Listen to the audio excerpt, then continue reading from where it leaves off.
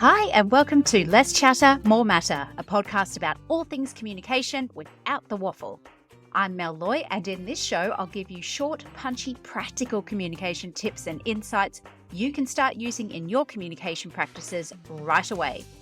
I'm a former corporate communication executive who happily took a redundancy, started my own business, and never looked back.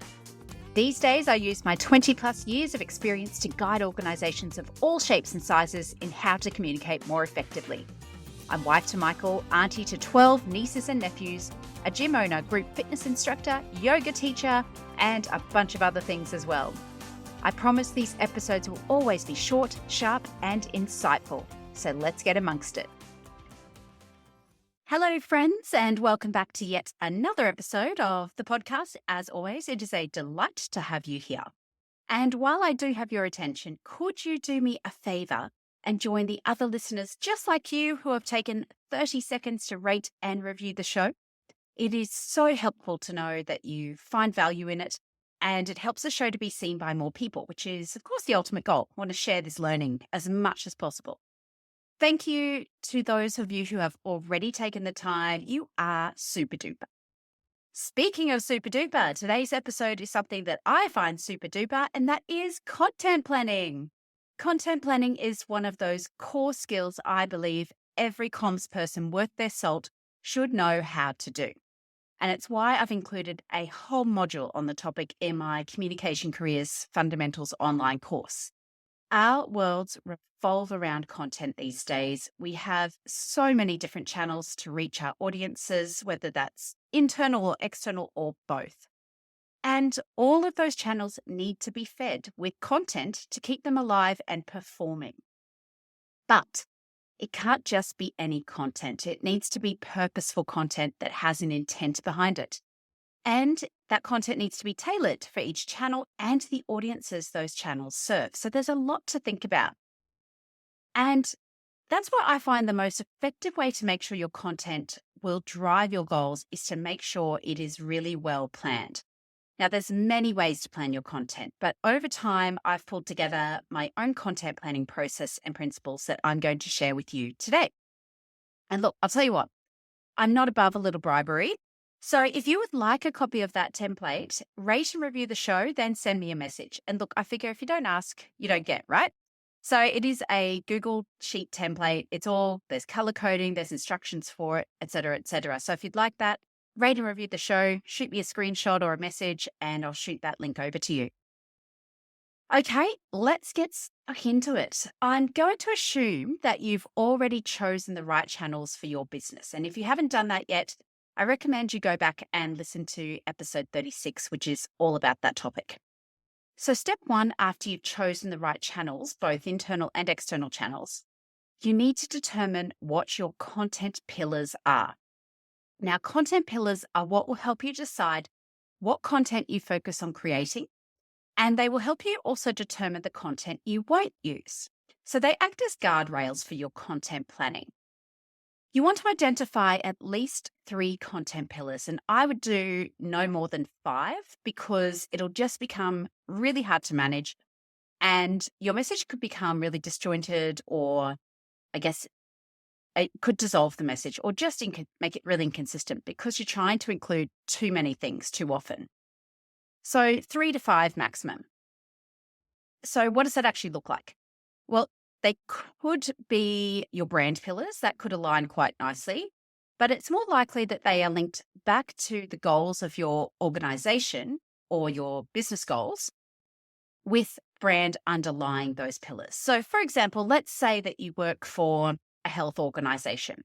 The goals of the business might be to grow revenue, increase brand awareness, become known as a trusted provider, and so on.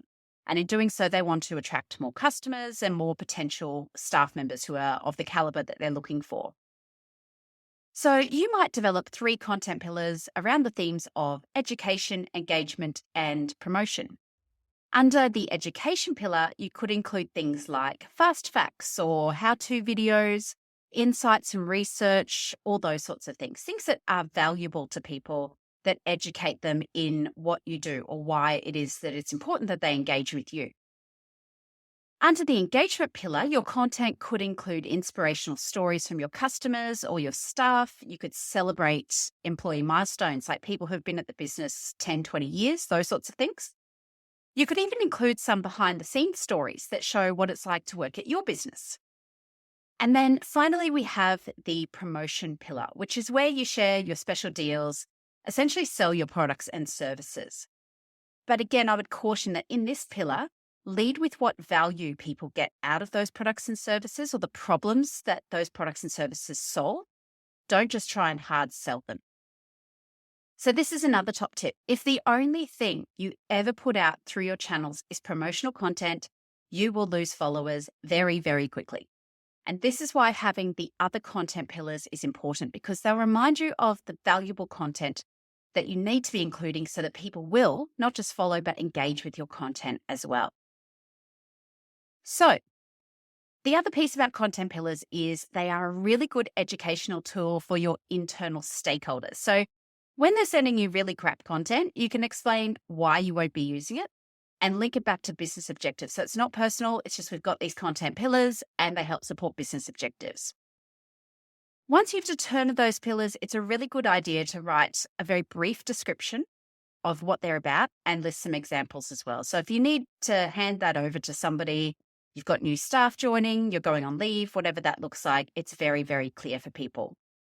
So that's step one, determine your content pillars. Step two is then start to compile your plan with known key dates. Now, just quickly in my plans, I like to have automatic color coding because I'm a visual person. And I do that on the different content pillars because it helps me see at a glance if we're doing too much content in one particular pillar, not enough in another, that sort of thing. That's just something I find useful. So if you want that template again from me, you'll see what it looks like. When I compile that plan, I go week by week and I start with plotting in the key dates that are coming up over the next few months that we or our clients might be recognizing. So things like National Reconciliation Week, NAIDOC Week, International Women's Day, Are You OK Day, those sorts of things. For many industries or sectors, there are some very specific days you'll recognize. So for example, in childcare, there's International Educators Day, International Teachers Day, International Day of the Child, and so on and so on. Now, as a business, you can't possibly recognize every single day of recognition that's out there. It's just, there's so many of them. So I strongly suggest you make a list of the days you think your business should recognize. And obviously that should be aligned to your business's type or sector that it operates in, but also the purpose and values of the business. And then get that list approved by the powers that be early on in the year or even later the year before. And that way you've got those key dates that you will and won't recognize. You can be very clear on why you are recognizing these dates and why you can't recognize all the things that you could possibly recognize.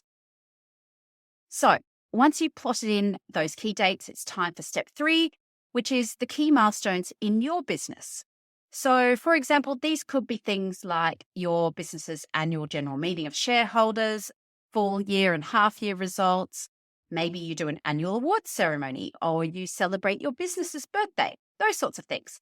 So these are important dates to celebrate your team and your customers, but they're also really good sources of content. Now, you've got all those dates plotted in. It's time for step 4, which is filling in the gaps. So this is the part where you need to switch on both your logical and your creative sides of your brain and use your content pillars to guide you. Now, I will pause here quickly to remind you that the content plan should be created within the bounds of the guidelines that you have in your channel's governance matrix. If you don't know what a channel's governance matrix is, it's one of those foundation documents I think every business should have, and it details what channels you use, how frequently you use them, what kind of content goes through them, the audience, the purpose, rules around the use of them, etc., etc. And again, this is something I teach you how to create in the Communication Career Fundamentals course. So if your channel's governance matrix, for example, stipulates that we only post twice a week on Yammer and twice a week on LinkedIn, then that needs to be factored into your content planning, of course.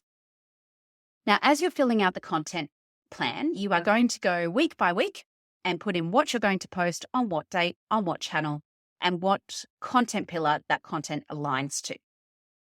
Now, you'll also see in my template, I have another couple of drop-down options. One is the content status. So that just helps me know, okay, is it started? Is it drafted, but it's in for review? Has it been approved? Has it been published? So it just helps me see where everything is at.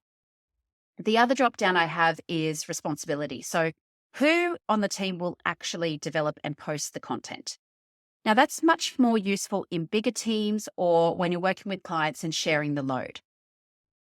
The other thing I put in a content plan is the lead or the angle for that piece of content, because it will be slightly different depending on the channel. So, for example, let's say it's International Teachers' Day and you manage comms at a school. On your Facebook and Instagram, the lead might be about saying thank you to teachers at the school for all their great work. There'll be photos of the celebrations, et cetera, because it's likely that the audiences for those channels are families and potentially their children as well. But on LinkedIn, because the audience is different, the angle might be about how teaching is such a rewarding career. And that is really in the hope of reaching potential candidates, right? So it still could be about International Teachers' Day, but we're going to change the angle of that particular content. Now, as you work through this plan and start plotting this in, you'll start to get a complete picture of what you're going to say and when you're going to say it. Now, of course, the content plan will never be set in stone. As much as we would like it to be, that's just never going to happen. So don't even expect it and you won't be disappointed. You should review it every week because I guarantee there will be changes. If not every week, then certainly very regularly. So take that mindset. You never know what you're going to have to change and when. So be prepared to pivot. Also, you never know when you're going to have put all of that gorgeous proactive content on hold and jump into a reactive or crisis mode. So that's just life. That's what happens. So be open to pivoting. Use the content plan as your ideal world, but it's open to change. Okay, we're going to recap the 4 key steps in creating a content plan. The first thing is determine your content pillars. So these are the 3 to 5 themes you will base all of your content around and should be linked to business goals and your organization's brand. The second step is to plot in the known key dates. So these are the dates of recognition that your business will likely celebrate or recognize. So things like International Women's Day or Harmony Week. Third step is to plot in the key dates for your business. So your annual general meeting, business birthdays, start of term, those sorts of things. And the final step is fill in the gaps. So assign content pillars to each of the pieces of content that you're plotting on the map, as well as the channels and who will be responsible for developing and publishing content. In this step, you should make sure that while the topic might be the same across different channels, there will be different leads or angles for each one of those channels, depending on the audience. So that's it, the 4 steps to creating your content plan. And again, I covered this and other core competency skills in my online course, Communication Career Fundamentals, which you can find out more about via the link in my profile, but also in the show notes. Now, also, if you haven't already, make sure you sign up to the Less Chatter, More Matter mailing list. You'll only get 1 email a fortnight. It'll be filled with comms tips and the latest podcast episodes and blog posts, so you'll never miss anything. And finally, drumroll please, I finally finished the first draft of my book, which is on all things change communication. It's only the first draft, so obviously still needs a heap of work, but it's a nice milestone to achieve nonetheless. So if you are interested in being alerted when the pre-sale eventually opens, you can join the waitlist. And again, the link is in the show notes. In the meantime, have a super duper fabulous rest of your week. And I will see you all again next week for a fresh episode of the podcast. Keep doing amazing things and bye for now.